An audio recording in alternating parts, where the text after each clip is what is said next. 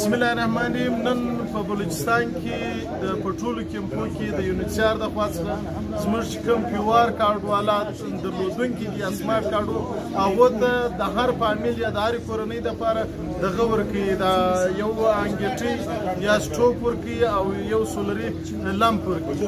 خو موږ د یونیسیار او آیډیو ټي کیپ د ټولو ادارو مننه کوو، خو یوه غوښتنه مو دا ده چې کوم اے سی سی کارډو والا دي هغو څخه د دې شي څخه بې برخې پاتې دي.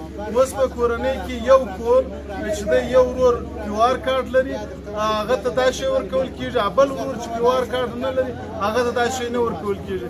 نو زموږ د حکومت پاکستان او یونیسیار څخه دا هیله او غوښتنه ده چې ستاسې کور ودانۍ وایي چې زموږ د افغان کډوالو سره تاسې 40 کاله مسلسل خدمت کړی دی په هره نګاه کې. خو دغه یوه هیله او غوښتنه مو ده چې اے سی سی کارډو والا ته هم دغسې سہولیات فراهم کړي لکه کوم چې پیوار کارډو والا ته تاسې ورکوئ.